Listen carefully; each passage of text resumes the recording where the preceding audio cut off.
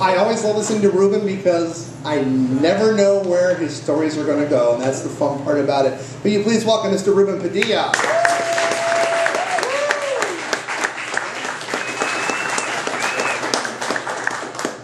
I am magically tough. Hi, everybody.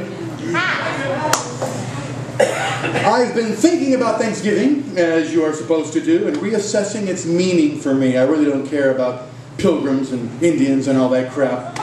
But I do admit to being a sucker for nostalgia. And family traditions do play into that, assuming you have happy memories, and for the most part I do. The holidays often do represent the best of times, and in the last 24 hours, I've decided that for me, Thanksgiving represents the communal reinforcement of shared knowledge. Now, this lofty definition, the communal reinforcement of shared knowledge, is not something I found with a Google search or on Wikipedia. It's all my own, intellectually forged under the hot, pulsating jets of my shower earlier this morning. Naked as I was, and almost clean, desperately trying to ignore thoughts and actions of a sexual nature and instead concentrate on forming tonight's thematic story, which for me is a collection of small memories. When I was 5, I gagged on canned cranberry sauce.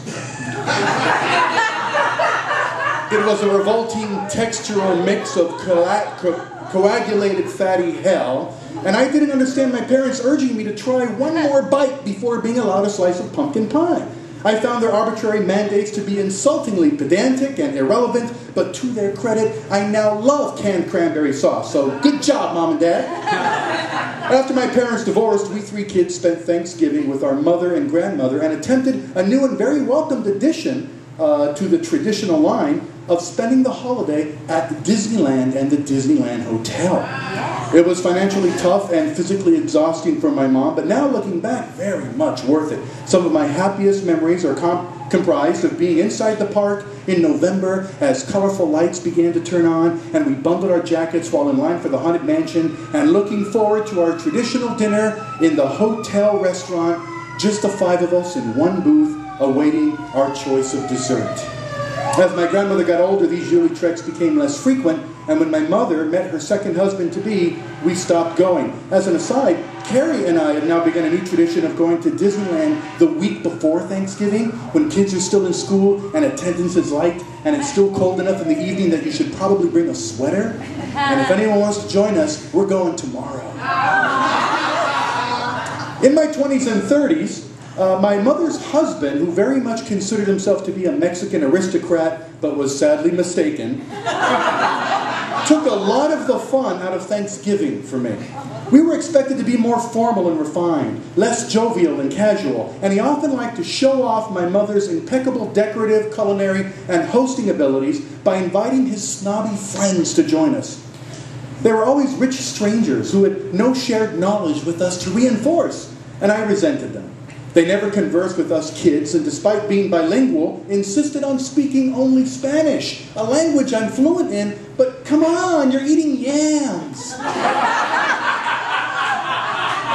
I don't remember seeing patatas on the menu at Roberto's.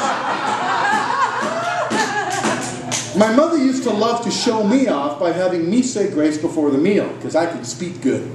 So I began as an act of defiance and in search of the honesty of spontaneous reactions to experiment with the task. Like the time I placed a remote-controlled fart machine under one of the guest chairs and activated it during the prayer. And the time I asked for a moment of silence for no particular reason and let it ride for a mighty long time, silently daring anyone to break it. But the best of these little benedictory stunts was when I announced during grace that to commemorate the blessed occasion, I had composed a heartfelt song that I would now sing. The song had no words, just la la la la la la la la la la la la la. And my brother and sister and wife at the time began laughing under their breaths, but the outsiders were completely baffled and no doubt wondered if I was retarded. And after a while, when they slowly raised their heads with a look of disdain on their faces, I mercifully ceased the concert but offered no explanation, and nobody commented on it or spoke of it again. My dear mother was mortified, but it was so worth it.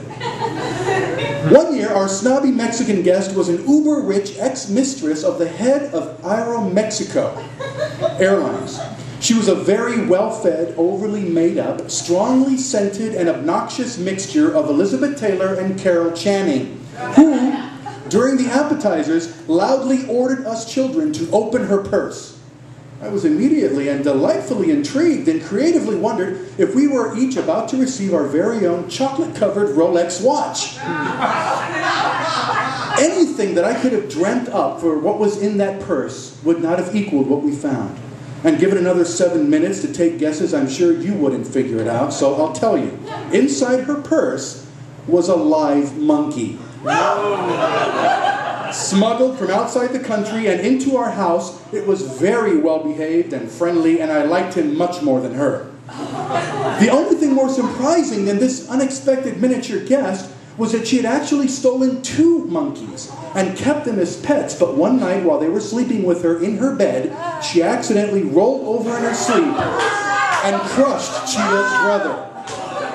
Who likes pumpkin pie? The monkey did. But my favorite Thanksgiving memory is the year that I conjured up an honest-to-goodness Thanksgiving miracle. For the very first time, I was going to be away from home. My good friend Toby was getting married in Detroit, and I wouldn't miss it. So, about a week before Thanksgiving, without telling anyone, I snuck into my mom's San Diego home while she was taking a nap. I had on a nice suit and a bag from a nearby Boston Market restaurant containing a full turkey plate with stuffing, sweet potatoes, and cranberry sauce. With my mother sleeping upstairs, I set up a video camera, put the food on a nice china plate with silverware, filled up a crystal glass with wine, and proceeded to casually eat my Thanksgiving meal. Occasionally, I would look at the camera and tease my siblings or compliment my mother on the delicious meal. After about 20 minutes of this, I cleaned up and vanished without a trace. A week later, my brother dutifully carried out my precise instructions. He set up the VCR and TV on the seat of my chair at the end of the table. When the meal began, he pressed play. And with the help of technological magic, there I was, eating a meal with my family, allowing them to enjoy my presence. While at the exact same time, I was 2,000 miles away attending Toby's wedding. A true Thanksgiving miracle. Some of my family said it was their favorite meal with me ever. When my mom died last year, everything changed. And one of those changes is the sobering realization that at any time, everything can change. I'm not impressed anymore by big pleasures. Actually, yes, I am. But I'm less impressed with people who must have them. And I'm more impressed with the people who demand their small pleasures. I'm reminded of what I said when I eulogized my mother. In retrospect, things that are large eventually become small. And the small is what becomes large, important, memorable, and missed. For years, I tried to get my mother to just once throw out her traditional recipe and make a turkey with a sauce of sour cream and apricot jam, like I had on one time at an Indian-themed dinner at a distant friend's house. Or just once, baste the bird with Kahlua till it forms a crispy exterior like I once heard about backstage during a play. Despite my begging, she always refused and always served the same old preparation. And now, what I wouldn't give to have her meal again, the way she always made it. Thank you.